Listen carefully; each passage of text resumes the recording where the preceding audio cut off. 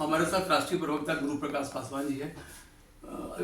गुरु प्रकाश जी, मैं जानना चाहता हूं कि एसआईआर को लेकर बंगाल में जिस तरह से ममता बनर्जी अटैक कर रही हैं और पिछले 2 दिनों से संसद सत्र भी नहीं चल रहा है, उस पर आप क्या करेंगे? जो कि बिहार का चुनाव का जो परिणाम आया है उसके बाद से हमला तेज हो गया है। नहीं, देखिए, एसआईआर को लेकर के सुप्रीम कोर्ट ने एक बार नहीं कई बार कहा है, और जो सुप्रीम कोर्ट का लेटेस्ट ऑब्जर्वेशन है, ये प्रमुख अखबारों के प्रथम पन्ने पे प्रकाशित भी हुआ था कि SIR is a constitutional, legal and statutory process. संवैधानिक है, विधिवत है और पारदर्शी प्रोसेस है। इस पे बात करना या सदन को बाधित करना ये लोगों को भ्रमित करने जैसा है। हम बिहार से आते हैं। बिहार में जितने स्मूथ तरीके से ये पूरा का पूरा प्रोसेस हुआ, मुझे आज भी ध्यान है कि कांग्रेस पार्टी के जिला अध्यक्ष हों, आरजेडी के जिला अध्यक्ष हों, उनकी जो जमीनी स्तर के कार्यकर्ता हैं उनका सहयोग भी प्राप्त था। तो मुझे लगता है कि, और विशेष तौर पर इस समय देखिए, 26 नवंबर संविधान दिवस था और 6 दिसंबर बाबा साहब अम्बेडकर की पुण्य स्मृति होती है। तो संविधान दिवस और बाबा साहब अम्बेडकर की पुण्य स्मृति के बीच में संवैधानिक संस्थानों को टारगेट करके उनको आक्रमण करना, ये देश की जनता और पश्चिम बंगाल की जनता भली भांति देख रही है। पश्चिम बंगाल सरकार का क्या रवैया हमसे छुपा नहीं है। टीएमसी के संरक्षण में जिस प्रकार गुंडे और अपराधी तत्व के लोग वहां बीएलओ को भी दुष्प्रभावित करने का प्रयास कर रहे हैं, निश्चिंत रहिए, पश्चिम बंगाल इस बार इतिहास लिखने जा रहा है। बुनियादी मुद्दों पे बात करिए, पश्चिम बंगाल के विकास की बात करिए आप। पश्चिम बंगाल में पिछले 5 वर्षों में जो हिंसा का तांडव हमने देखा है, वो संदेश खली हो या पिछले विधानसभा चुनाव में जो खेला होबे का नारा ममता बनर्जी ने दिया था और खेला होबे के नाम पे हिंसा का तांडव पश्चिम बंगाल की सड़कों पे था। तो मुद्दों की बात करें, बुनियादी विषयों की बात करें, वो ज्यादा अच्छा होगा। 20 वर्षों के बाद बीजेपी को बिहार में गृह मंत्रालय मिला है और योगी जी की तर्ज पर वहाँ पे बुलडोजर चल रहा है, जो अपराधियों के लिए चल रहा है, अच्छी बात है।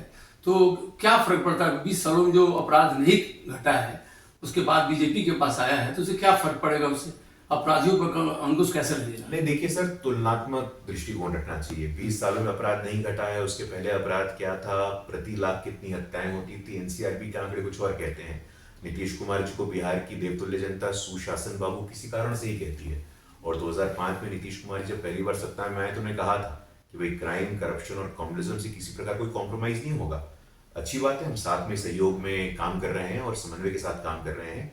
गृह मंत्रालय किसके पास रहेगा, किसके पास नहीं रहेगा, ये बहुत चिंता का विषय नहीं है। चिंता का विषय है बिहार की जनता, बिहार की जनता की सुरक्षा, उनकी व्यवस्था, और जो हमें मैंडेट मिला है, ये मैंडेट हमें बुनियादी परिवर्तन के लिए मिला है। विकासोन्मुखी हम कैसे बने, प्रोग्रेसिव कैसे बने, फ्यूचरिस्टिक कैसे बने, इन्वेस्टर्स कैसे हैं। अपराध होता है, शरारत होती है तो इन्वेस्टर सेंटिमेंट प्रभावित होता है। तो इन्वेस्टर सेंटिमेंट प्रभावित ना हो, बिहार के लोग सुख चैन से रहें, ये हमारी प्राथमिकता है और उसको सुनिश्चित करने के लिए जो बन पड़ेगा वो करेंगे। इस चुनाव में देखा गया है कि जो दलित समाज के लोग हैं और भी जो पिछड़े जो जाति के लोग थे, जो बीजेपी के साथ नहीं थे, उनका आने का क्या कारण रहा?